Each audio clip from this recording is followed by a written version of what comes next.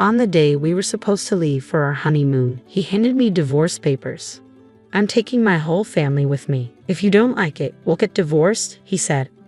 "Fine, but I'm still single, you know," I thought, screaming in my mind as he stood there looking shocked. "Take that.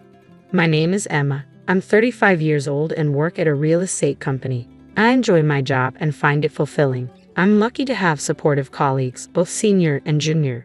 But in my personal life, I don't have any hobbies and I've never had a boyfriend." I secretly felt anxious because my friends were all getting married by the time they turned 30.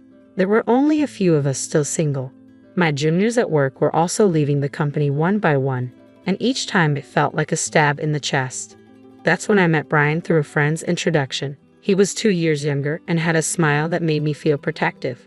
He didn't talk much and always listened to my opinions. He always put my thoughts first when making decisions.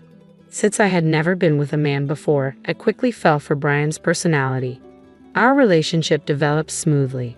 When I brought up marriage, Ryan simply said, "Then let's get married." Marriage involves making many decisions. Planning the wedding, the honeymoon, and finding a new home to live in together. It's a major, once-in-a-lifetime event, so I wanted us to make these decisions together. But no matter what we talked about, Brian would always go along with my opinion. He never expressed his own thoughts, just agreeing with whatever I suggested. Ryan's passive nature started to feel unreliable to me, and I began to feel dissatisfied with him. Another thing that troubled me was my relationship with my mother-in-law. Her personality was completely different from Brian's easygoing nature. She doesn't listen to my opinions and always imposes her own ideas. When you get married, Emma, of course you'll quit your job and focus on taking care of the house, right? At your age, if you don't hurry, you won't be able to have children. Brian is working hard, so as a woman, you should focus on the family. It's the wife's duty to support her husband, she said as soon as I went to greet her. She clings to these old-fashioned ideas. The truth is, I earn more money than Brian. He doesn't seem to mind and has even told his parents about it, but his mother doesn't seem to like it. A woman who earns more than a man doesn't have any charm. Maybe you can't do any household chores, can you? A wife should be able to cook, do laundry, clean, and take care of her husband's health. Can you do that? My mother-in-law said, looking down on me. If it were Brian saying that, it would be one thing, but it feels different coming from my mother-in-law. It's not something to brag about, but I can handle all household chores since I've lived alone for a long time. I have no intention of quitting my job after marriage, and I want to prioritize myself as much as Brian. That's what I thought, but when my mother-in-law criticized me, Brian didn't defend me. Instead, he nodded along with her statements. Because of that, I started feeling uneasy about relying on Brian for the rest of my life. Well, Brian is younger than me, so maybe he'll become more reliable in the future. If this marriage doesn't work out, I might never get married in my life. Anxiety and desires clash in my mind, swirling around in endless conflict. However, time doesn't wait, even when I'm troubled. There are so many decisions to make for the wedding, choosing the venue, planning the honeymoon, applying for time off from work, and more. The to-do list keeps getting longer. With a sense of unease, I spend busy days preparing for both work and marriage. One day, I discussed with Brian, considering our work schedules, we can only take a long vacation at this time. Is it okay to have our honeymoon during this period? Yeah, I think it's fine. Both Brian and I have similar quiet periods at work. If we want to take a long vacation, this is the only timing we have. The problem is the wedding. The venue I've always dreamed of is so popular that it's booked for over a year in advance. In that case, what about going on the honeymoon before the wedding? I looked it up, and it seems some people do that. If we have the wedding first, it will be another 2 years before we can go on the trip. If you are okay with that, Emma, then I'm fine with it too. I thought Brian wouldn't object but to agree so readily. At this rate, it seems like all my opinions will be accepted. For the honeymoon destination, the menu for the wedding, and the decoration of the venue, I do have a desire for Brian to express his own opinions a little. But it's better than being opposed, so whenever I found a moment, I continued to progress with the preparations for the honeymoon and the wedding. In the end, we decided to go to Europe for the honeymoon. I debated until the last minute between Hawaii and Europe. Hawaii is close by, and I'm sure there will be another opportunity to go there, so I chose to take a trip around Italy and France, experiencing the picturesque streets and delicious cuisine. I also wanted to explore the stylish accessories and maybe buy some commemorative tableware since it's the start of a new life. After considering various schedules and destinations, I completed the application about a month before the tour. By that time, I was completely excited. After all, it's my first overseas trip. It's impossible not to feel thrilled. My mind became filled with everything related to Europe, from buying the necessary items for the trip to planning our activities at the destination. Because of that, any dissatisfaction I had with Brian had completely disappeared. As the honeymoon approached 1 week away, Brian suddenly brought up a conversation. "Emma, I have a favor to ask." A favor that's unusual. I wonder what it could be. It's rare for Brian to ask me for something. Could it be about the trip? Did he find a place he wants to visit? What is it? What's wrong? I asked, filled with anticipation, and he innocently made the request. "I want to go to St. Taylor when we're in Paris. Mom really wants to go there." "What? My mother-in-law? Wait a minute, what do you mean?" I couldn't catch up with this sudden situation, but Brian replied as if it were obvious. "Huh? Since everyone is going, we'll all be together even during the trip, right?" "What do you mean by everyone? It's a honeymoon, so it's obvious that it's just me and you, the two of us going." "But my mom thinks it's normal for the whole family to go." "First of all, I only made reservations for 2 people, you and me, Brian. The tour deadline was 7 days ago, so today is the last day to register. Regardless of whether we go together or not, I only booked for 2 people, so there's no way we can go. If you ask the travel agency, they can figure something out." As I was dumbfounded by his statement, the intercom in the house rang. On the intercom screen, I saw the figure of my in-laws. Without caring about my surprise, my in-laws entered the house carrying a large number of bags. Ignoring my objections, my mother-in-law's eyes sparkled as she announced, "I thought I'd leave the luggage here since we are leaving soon. I'm so excited." Then Brian said, "Just leave the luggage here," and started leading my in-laws into the room without my consent. "Wait a minute," I tried to stop him in a hurry, but my mother-in-law stared at me sharply. "Oh, what is it, Emma? I hope you're not suddenly saying I don't want to go together now." I didn't agree to go together in the first place," I immediately retorted, but my mother-in-law paid no attention, saying, "You heard it just now, didn't you? But Brian always thought we would go together with you, right?" In response to my mother-in-law's flattering question, Brian replied with a simple yeah. Taking advantage of his affirmation, my mother-in-law began to deny me. "It's normal for the husband's parents to go on the honeymoon. Though you have such common sense, I hope you won't have any unpleasant experiences during the trip, being with you. Since it's a special honeymoon, we want to make good memories, right? I'll make sure to drill common sense into you during this week before we go on the trip." It's supposed to be a special honeymoon. Drilling common sense into me, it felt like everything was being ruined. I clearly felt my blood boiling. "Mother-in-law, this is a honeymoon, you know? Normally it's supposed to be just the husband and wife going, right?" I desperately held my ground. If I continued to listen to my mother-in-law's side, it would affect the future. I wanted to avoid that at all costs. However, my mother-in-law stubbornly refused to compromise. Not only that, she started to deny me. "The husband's parents are supposed to go on the honeymoon together. It's just common sense. I can't believe you dislike being with us. I thought we would become a family, but our common sense is different. You don't like me, and nothing seems to match. How sad." As if she had been hurt herself, my mother-in-law lowered her eyebrows in an artificial manner. The end of her words, "how sad," contained an underlying smirk. I was convinced that she was deliberately trying to trap me. That's how certain I was. Even Brian, without questioning, began to blame me based on my mother-in-law's words. "Emma, what the hell? They're my parents. It's okay to go on a honeymoon together, isn't it? It's impossible. We've already made the reservations for 2 people. Besides, I've never heard of families accompanying a honeymoon trip," I declared, and Brian shouted angrily, as if picking a fight.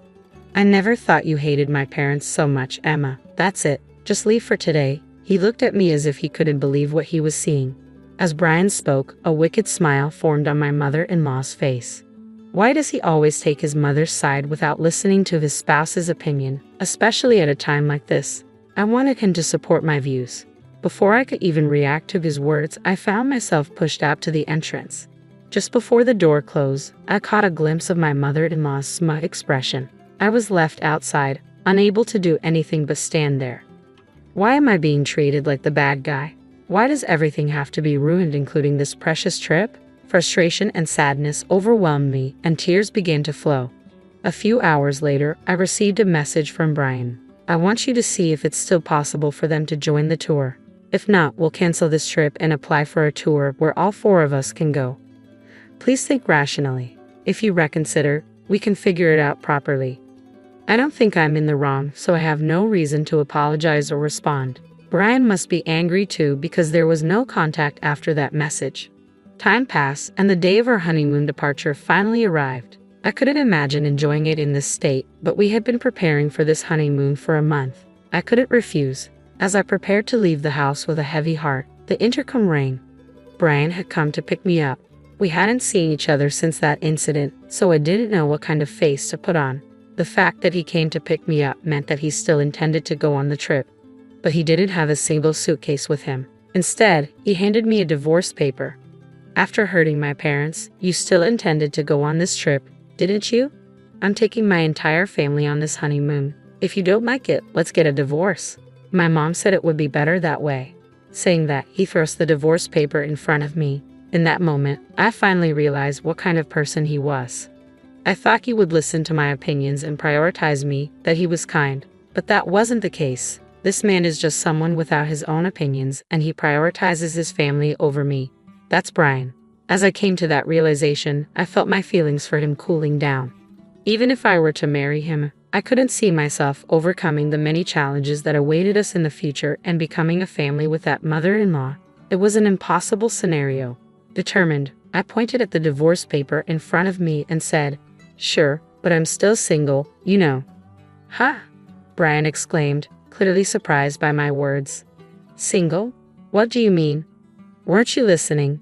We talked about going on the honeymoon but delaying the registration until the day of the ceremony. I made sure to get your permission, Brian. You know that, didn't you forget? The marriage certificate is still in the drawer, and you even said, if you were fine with it, Emma, then I'm fine too." "That's right. Divorce or not, we're not even married yet. There's no problem with going on the honeymoon with my maiden name." Perhaps he remembered my words as Brian's expression suddenly changed. But immediately, he turned red and raised his voice in frustration. "Are you out of your mind to give up on marriage just because of a honeymoon? Get a grip," I responded, matching Brian's intensity with my own strong voice. "This is the result of me being rational. I've been so desperate to get married that I couldn't see reality clearly. I don't think I can be happy marrying someone who doesn't listen to the opinions of their future spouse and doesn't support them. I'd rather stay single for life. Thanks for making me think that way." I keenly felt that this saying was true. "Hey, Emma, let's calm down and start over from scratch, okay?" He looked like he was about to cry. His pleading voice trembled. "But I won't be fooled anymore. I will break free from this guy." Without realizing it, I found myself shouting loudly at Brian. "If you're so eager for a family trip, why don't you go with your family of 3? But you'll have to plan everything from tour reservations to the itinerary by yourself. After always depending on others, it's time you experience the challenges yourself. If you think you can handle it, go ahead, you indecisive man," I said as I pulled the marriage certificate from the drawer and tore it to shreds in front of Brian. He was stunned by the sudden turn of events, his mouth hanging open. My determination overwhelmed him completely. "Now, do you understand how serious I am? I won't accept a future in the dark. It's over between us. Why don't you hurry back to your beloved mommy and cry to her, you mama's boy." With that, I left Brian dumbfounded, slamming the front door behind me. Given his demeanor, it wouldn't be surprising if he did go cry to his mother. Afterward, I called the tour company to cancel our reservations. Since it was a same-day cancellation, we were hit with a 100% cancellation fee. I billed Brian for the entire amount because he was the reason our honeymoon fell apart. It felt like the right consequence. Later on, Brian blamed me for the failed marriage and spread rumors about it among our friends and family. However, it seemed no one sympathized with him. Instead, his actions labeled him as an unconventional mama's boy, and he was disliked by many. When I told my parents about the divorce, they were initially surprised but quickly accepted it. "Marriage isn't the only path to happiness. Your happiness is what matters, Emma," my mother reassured me. I couldn't have been more grateful for her support. As a side note, since then, I've discovered a new passion for traveling. I didn't want to waste the vacation time, so I embarked on my first solo trip. International travel was a bit challenging at first, but I found peace exploring historic cities I'd always dreamed of visiting. Being alone is surprisingly enjoyable, I realized during my historical adventure. Thanks to that trip, I've embraced solo travel fully. Whenever I have time off, I'm already planning my next overseas journey. I've started a life where I'm not defined solely by marriage, but by my own experiences and happiness. I'm Melissa, and my husband is Paul. He's a light novel writer and a freelancer who juggles multiple writing projects. I assist him as a secretary in his home office. On a typical day, I was deep into work alongside Paul. As the clock struck 3 p.m., I yearned for a brief break. Yet our tranquility was shattered by the abrupt thud of the front door swinging open. Paul and I exchanged worried glances, bracing ourselves for what was to come. Party time. The living room door swung open with a bang, courtesy of Paul's older sister, Donna. Despite supposedly residing at her parents' house, she made a daily appearance at 3 p.m., indulging in tea and devouring all the snacks we had received as gifts before heading home. Once more, I found myself engrossed in work. Can't you see we're busy? Can't this wait? Don't be such a killjoy. I just want my tea, Donna retorted, unfazed by our irritation. Who do you think you're talking to? Donna flung herself onto the couch, crossing her legs with an air of entitlement. True to form, she raided our snack stash, filling the room with the loud crunching of her indulgence. Listen, it's beyond belief, Donna, I vented, frustration bubbling. She's so presumptuous and arrogant, acting like the world revolves around her. She claims to be a live streamer, but who knows how much she actually earns or anything about her work-from-home setup.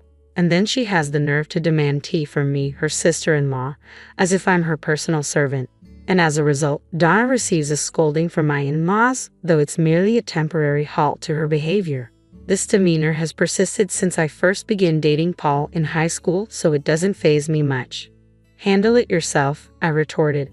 Don't you dare sass me, Donna shot back, her words punctuated by the scattering of snacks from her mouth to the floor. You dare talk back to me? You're the newcomer here. You should know your place. As the eldest daughter, I demand respect. If you can't handle it, then maybe you should consider a divorce. I was seething with anger at Donna's remark, but it was Paul who displayed frustration first. That's it. You're being unbearable. Leave. What? Hold on. Paul rose from his seat, seized Donna's arm, and escorted her out, her protests echoing through the room. And if you ever use the spare key we misplaced to barge in here again, I won't be so forgiving. I'll be informing Mom and Dad about this.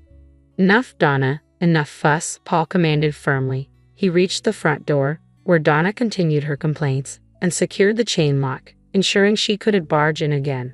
With deliberate clarity, he made sure Donna heard the lock clicking into place. Then Paul swiftly dialed a number on his phone.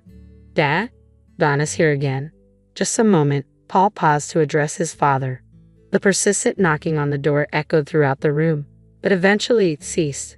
It seemed Donna had finally relented and departed. Paul and I breathed a collective sigh of relief. I'm sorry for the trouble. Donna's presence seemed to prompt an apology from me. No need to apologize. Donna's been treating Paul like a servant since she was little. Paul, being gentle and quiet, never pushed back. But ever since we got together and married, he's been learning to stand up for himself, I explained. However, it's been almost 2 years since we married, and her constant visits need addressing. She even showed up uninvited while we had guests recently. Lately, our editor has been dropping by, typically between 3 and 4 p.m. Donna once even tried to flirt with the editor, asking, I'm his sister, what are your hobbies? It was so embarrassing that we've had to arrange for the editor to visit in the mornings instead. Paul prefers to focus on work in the mornings, you see. I heard from your mother-in-law that Donna feels uncomfortable at home. Maybe she's like a hermit there, and her frustration might be directed at us due to her parents nagging. I'm sorry. I should be better at keeping her at a distance. Don't stress about it, I reassured my partner. By the way, don't forget, we're heading to your parents' place to discuss restaurant options for their 60th birthday celebration. We could bring up Donna's situation then, I suggested. Great idea. It's high time we addressed it. I spoke to Dad earlier, and he wasn't aware Donna had taken the spare key. But they do change its hiding spot regularly, don't they? My partner responded. Yeah, Dad recently stashed it in his wallet, which caused a bit of a hiccup, I confirmed. What's the matter? I inquired. It appears that some money went missing along with the key, my partner responded solemnly. What? But she's denying it, so tensions are running high back at home, I expressed concern. I was hesitant to broach the topic given the circumstances, but I truly appreciate my in-laws, who have been kind to me since high school. I'm determined to properly celebrate their 60th birthdays, I affirmed. I want your parents to have a wonderful time. We'll address the issue when the moment is appropriate, I assured my partner. Agreed. Oh, speaking of which, what type of restaurant did you have in mind? I've compiled a list of options. Want to review them? My partner suggested. Sure, let's take a look, I replied. I presented Paul with the details of the restaurants I had researched and narrowed down. Seeing how diligently Paul worked, I wanted to offer my support in this regard. For the celebration, I intended to let my in-laws choose from the shortlisted options. A week later, we buzzed the intercom at my in-laws' house, but there was no response. Strange, they should be home, I remarked. Their car's not here. Maybe they're out, Paul suggested. Probably shopping, getting things ready for our visit, I added optimistically. Well, let's just go in and wait, Paul decided. Using the spare key, Paul unlocked the front door. As we stepped inside, hurried footsteps sounded from the second floor. Descending with a noisy clatter was Donna. Couldn't you have answered the intercom if you knew we were coming? I scolded. I'm busy, Donna snapped back. Hello, sister-in-law, Donna greeted me curtly, as usual. But her hurried descent hinted at another reason for her sudden appearance. Did you two prepare for Mom and Dad's 60th birthday celebration? Donna inquired. Yes, we did. Why do you ask? I responded. Where is it? Show me, Donna demanded. Ha! But you said you were coming, sis, I reminded her. I changed my mind. Just show it to me, Donna insisted. Here it is, Paul replied, revealing the setup. Originally, Donna had planned to skip the celebration altogether. Do we really need to celebrate that? She had remarked. But the true reason behind her reluctance was something unexpected from a daughter. Yet for some unknown reason, she decided to join. Oh, look at the esteemed writer, huh?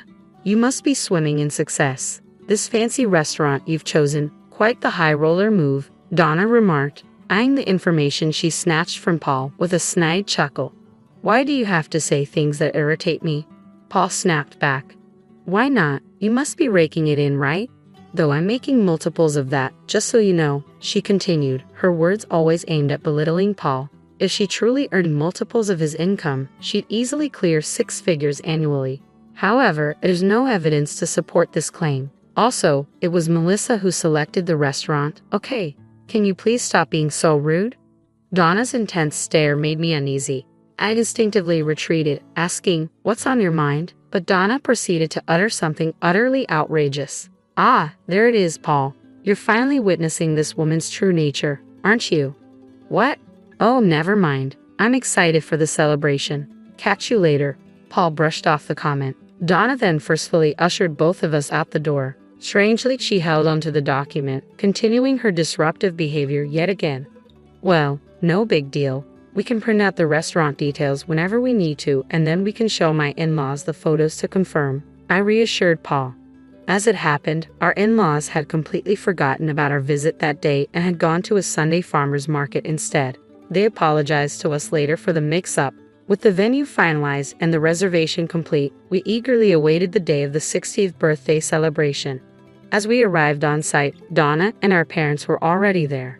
Despite our earlier awkward exchange with Donna, we tried to push it aside. However, her smug smile directed at me sparked a sense of unease. Nevertheless, we proceeded into the restaurant.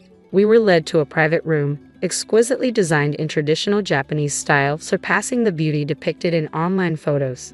Just as my in-laws began to admire the room with smiles on their faces, Donna interjected from behind us, her grin mischievous. Don't let yourselves be deceived, Mom and Dad, she remarked suddenly. Suddenly, Donna pointed a finger at me and shouted, You're after our family's wealth, aren't you? Her accusation startled not only me but also Paul, my father-in-law, and my mother-in-law, leaving us all in blank surprise. Wealth? What? I stammered, utterly confused by the sudden accusation. What nonsense. We're just an ordinary middle-class family, Paul angrily interjected, but Donna's theatrics were far from over. As the eldest daughter, I'm set to inherit this house. You're planning to target my parents too, aren't you? I won't be fooled, Donna continued, her tone accusatory. I really don't understand what you're talking about. Why would you think I'd do such a thing? I attempted to reason, but Donna seemed unwilling to engage in dialogue. I've seen right through you from the start. You're a dangerous woman. Getting close to Paul, and now this, Donna accused. That's absurd. Paul and I have been together since high school. If wealth was my goal, I would have chosen differently, I defended, incredulous. Donna merely snickered at Paul's disbelief and continued her tirade. A woman not after money would have picked a more modest restaurant. But look at this lineup. All expensive places, she boasted. Donna thrust some documents she had taken from Paul a few days ago into our hands. What's the point? I asked. Don't you see? This woman believes she can manipulate your wealth however she pleases. Simple-minded men, Donna jeered, bursting into laughter, oblivious to our growing realization of the situation's hopelessness. I won't hand over the family's wealth. Paul, do you see now? This woman's true colors, Donna declared, urging Paul to understand. Having her as family is a nuisance. You two should divorce.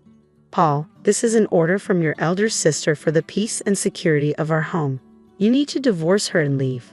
Stay away from my parents, Donna yelled, advancing towards me aggressively. That's when Paul intervened, stepping between Donna and me. What on earth are you saying? Apologize to Melissa right now. Wait a moment, Dad, Paul interjected. What's this about money? Absurd. Melissa has been helping us organize our 60th birthday celebration, and you should be doing the same. Instead, you're creating unnecessary drama, Paul's father interjected. No, Dad, take a look at this, Donna insisted, flustered as she hurriedly handed the documents to her father. My father-in-law perused the documents. If you look closely, you'll understand. She's chosen outrageously expensive venues. She's draining the wealth of a middle-class family like ours, and all the expenses are falling on you and Mom, right? Am I mistaken? He concluded with a heavy sigh. Paul and I, along with my mother-in-law, were left speechless. Oh, what? Paul's confusion was evident. She's claiming we're footing the bill for the 60th birthday celebration, I clarified. Huh? Donna's eyes widened in surprise. Well, it would be rather odd for the honoree to foot the bill, she reasoned. Wait a moment, so you're insinuating Melissa is still spending Paul's money recklessly? See, I knew it all along, Donna accused. What nonsense is this?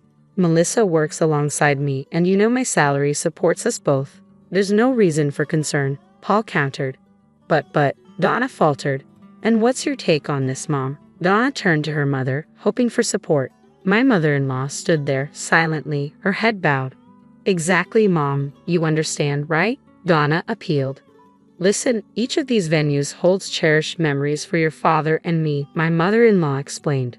Donna was stunned. Melissa specifically consulted us about it. She wanted to incorporate our memories into the celebration and choose a menu based on them, my mother-in-law continued. No way, your disrespectful accusations are truly shameful. My mother-in-law's voice quivered with emotion. Tana was finally realizing her misconceptions, but it was too late to amend her errors, a realization that would soon become painfully clear. You've caused enough trouble. You're not welcome here anymore. Go home, Paul's father declared. But Dad, why are you being so harsh? I'm your daughter. You can't just throw me out, Donna protested. But you were planning on not attending in the first place, weren't you? Don't worry about the cancellation fee. I'll cover it, Paul's father replied firmly. Wait, hold on. It seems we failed in raising you properly. We've indulged you as our daughter, but now we've reached our limit. Leaving is for the best. Don't make decisions without consulting us, Paul's mother added, turning to Donna. I agree. What do you, Paul, and Melissa think? My mother-in-law's smile was unsettling as she spoke cheerfully. Donna looked at us with teary eyes as if pleading for help, but I remembered your sister's advice not to intervene in family matters. No, that was about my parents, I interjected. Ah, I see. Then I'll keep my distance. Please leave, my mother-in-law concluded, her tone final. Sister-in-law, Donna reached out for me, but my father-in-law swiftly intervened, positioning himself between Donna and me. Go home, he commanded, his voice low and stern. Donna glanced at my father-in-law's determined expression, recoiled, and promptly exited the restaurant. Afterward, we celebrated my in-laws' 60th birthdays and savored our meal. Upon returning home, it was apparent that Donna had been sulking. However, my father-in-law reiterated that she should leave. Donna burst into tears and caused a scene, prompting us to contemplate sending her to a rehabilitation facility. "I'm not sick," she spat out before disappearing. Rumors circulated that she found a job at a dormitory, but she struggled to maintain it, frequently changing jobs and addresses. Meanwhile, we remained dedicated to our daily grind. Our bond with my in-laws remained strong, and we cherished our time together. While we couldn't help but worry about our sister-in-law's well-being, we had no desire to endure her selfish behavior again. My priority remained supporting my husband so he could devote more energy to his work. Meet Elise, a 33-year-old corporate professional who's been happily married to Luke for 2 years. Luke, 3 years her senior, works at a sister company to hers. Since the beginning, they've been residing with his parents in a 2-family home arrangement. Luke, the younger of 2 brothers, has an elder sibling named Cody, who's 6 years his senior. Before Elise and Luke tied the knot, it seemed like Cody and his parents were the primary occupants of the household. However, Cody's wife, Krist, known for her talkative nature and competitive spirit, often found herself at odds with her equally strong-willed mother-in-law. Eventually, Cody and his father had enough of the family disputes and decided to move out. Despite living alone since he started working, Luke and Elise never seriously considered the idea of residing separately from his parents. So, when Luke's mom suddenly declared that they would be moving in after marriage, it caught both Elise and Luke off guard. Elise had assumed they would continue living in her current apartment until they decided to start a family, as it was convenient for her commute. However, it seemed that living together was inevitable in their family's eyes. Although the idea initially unsettled them, they realized that the commute wouldn't differ much whether they stayed at Luke's apartment or his parents' house. Besides, the ancestral home, crafted by Luke's grandfather, boasted both a main house and a guest house, promising ample privacy. Reluctantly, they agreed to move in. However, Elise soon found herself regretting the decision. Luke's mother, in her mid-60s, began complaining about back pain and dizziness, leaving all household chores from cleaning to laundry and shopping squarely on Elise's shoulders. As a full-time worker, even sharing chores with Luke barely managed to keep our lives and his parents' lives in order. Then, an unexpected financial burden hit us. Firstly, the guest house needed serious renovations. Initially appearing livable from the outside, stepping in revealed a dire need for more than just patch jobs. The bathroom, kitchen, roof, floors, everything showed significant wear and tear. Yet it was our space, and naturally, we committed to paying for the renovations. What caught us off guard was when my mother-in-law demanded the same renovations for the main house upon seeing the newly refurbished guest house. It seemed inconceivable to fix up our space and leave them in a rundown place. However, we couldn't afford to do everything all at once. "Why is Elise working then? To support us, her in-laws?" my mother-in-law questioned. "Exactly, Luke, we blessed you with marriage. You should serve us in return." So not only did they want the house renovated, but they also desired new high-end furniture and appliances, claiming the newly renovated rooms deserved the best. Additionally, they made us pay for every little thing, from groceries to household items.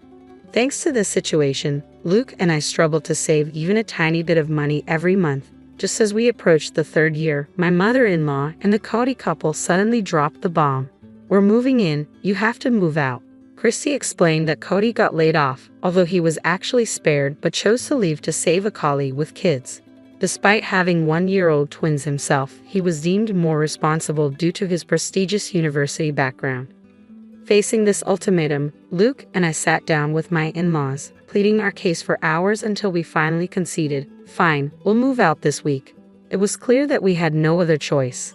"We've learned plenty about family from you, mother-in-law and father-in-law. It's time to put that wisdom into practice, right, Luke?" I teased, glancing at my husband. "Ha, finally getting it, are you?" Luke chuckled. "Yeah, just like Elise said, we're happy to do it." "Great, case closed," he affirmed. With that, Luke and I turned our backs on our chuckling in-laws and headed for the guest house. 2 weeks later, we had movers arranged and relocated with no time to spare. Opting for the full packing service due to time constraints, we timed our move during my in-laws' regular lunch at karaoke with friends to avoid any complaints about the items we were taking. We wrapped up all the formalities in 3 days, utilizing our paid leaves and starting our new life. However, one day, I received a call from the front desk at work, informing me that someone claiming to be family was there to see me. I had a feeling she'd show up soon, but I didn't expect her to barge in on me instead of Luke. Quickly texting Luke about the situation, I braced myself for the inconvenience. Luke's response came swiftly, suggesting that we ask Maya to step out for a meeting to avoid causing trouble at the office. Passing the message to the front desk, we managed to make our in-laws leave as agreed. That night, as Luke and I pulled into the parking lot of our in-laws' compound, they, along with Cody and his spouse, rushed out of the main house and guest house to greet us. Upon closer inspection, I noticed that both my in-laws had a baby strapped to their backs, probably Cody's twins. As I locked the car, Cody's voice boomed angrily. "Hey, how dare you show up here in my parents' cars?" Luke remained composed, retorting, "Your parents' cars? Which ones are those?" This seemed to infuriate Cody even more. "The cars you both drove up in, obviously," he exclaimed. "Well, Cody, both these cars were purchased by us. Our names are even on the registration certificates. Would you like to see?" Luke interjected, stepping in. "I've been annoyed by how our parents drive these cars as if they own them. We let it slide because we live together, but now there's no need to lend them out, right?" I added, feeling a surge of irritation. "Don't forget Dad-in-law has that old minivan he used for work," Chrissy chimed in, glaring at us. "Who cares about that old car?" spat Cody. "But it's perfect for twins, isn't it? You can fit 2 car seats," I retorted, attempting to reason. Our back and forth made our in-laws uncomfortable. After seeing Cody receive a talking to about the cars, they jumped in. "What about the furniture and the appliances? Taking them while we're away? That's stealing, not just from the main house, but also from the guest house," Cody argued. "Yes, Cody and I can't live without those," Chrissy added. "Why would we have to leave them? Look, I get what you're saying. We're using the guest house anyway. But there's no reason to dip into the main house too," Luke reasoned. "Why isn't that stuff we all pitched in for?" I asked, trying to understand their logic. "Such arrogance. Even so, once you gave it, it's ours," father-in-law fired back. "Whoa, hold on. We never gave you anything. We just lent it.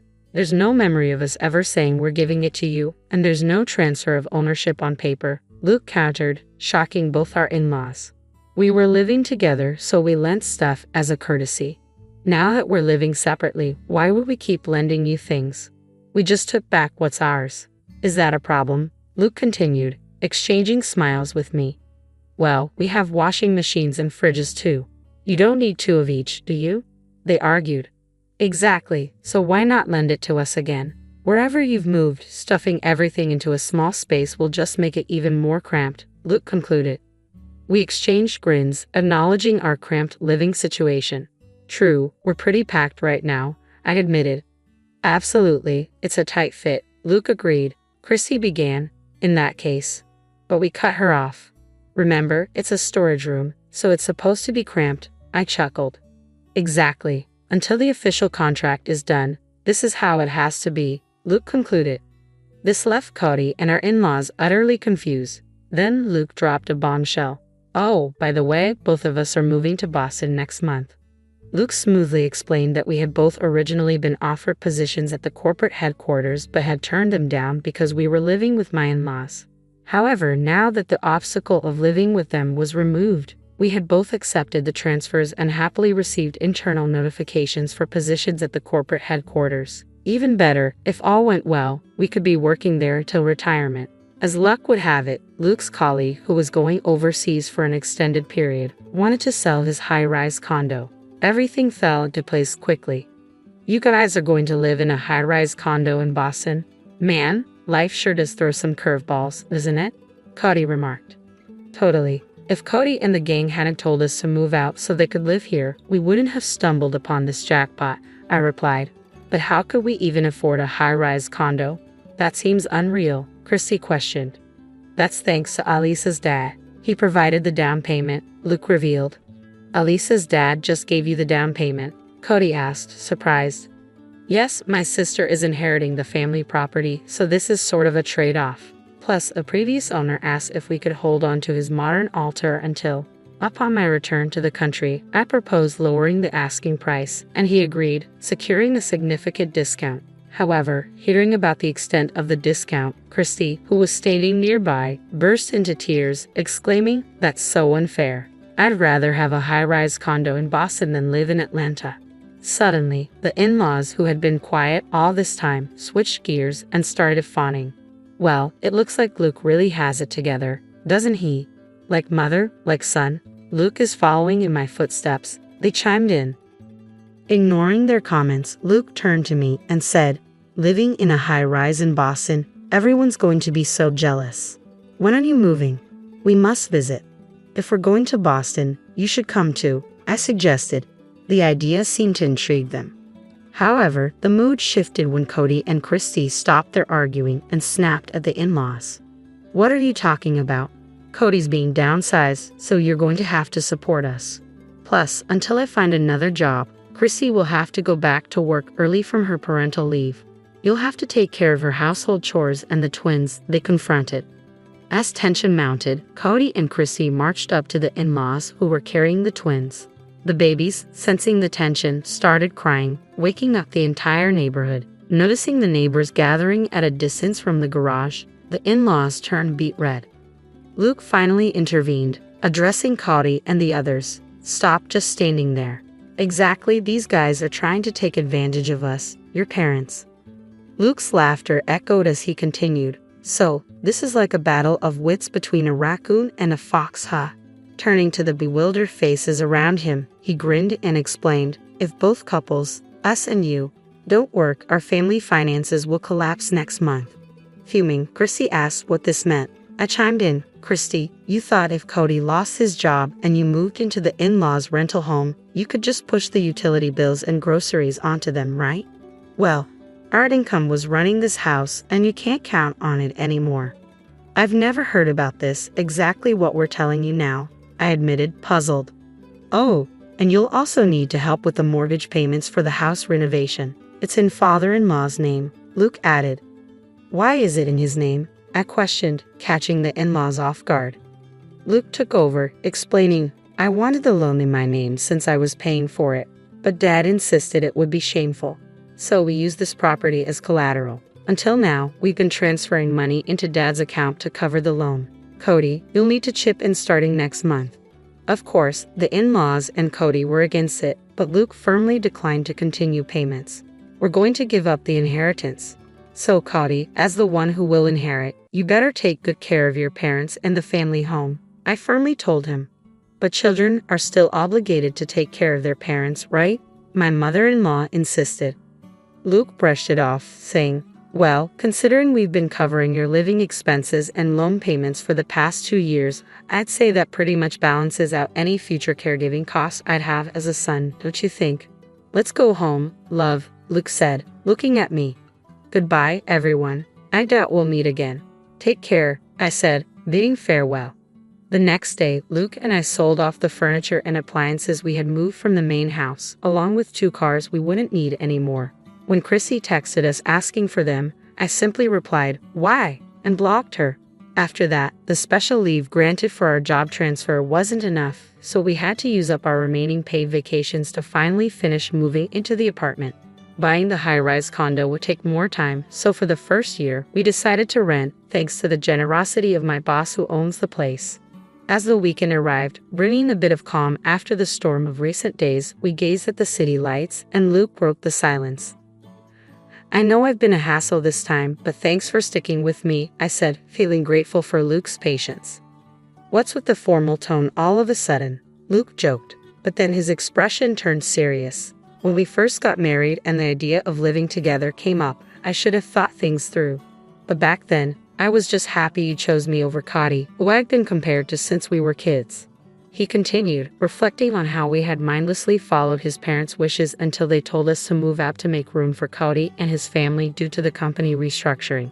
It struck me, how could they say that after being such a burden on us financially and otherwise? Luke wondered aloud. And then I thought about how much your parents must worry about you given your situation. He explained that he sent an apology email to my parents, and their response was heartening. If we promise to make our daughter happy in the future, the past can be forgiven. Encouraged by this, when they discussed the down payment, they lent it to us without a hitch.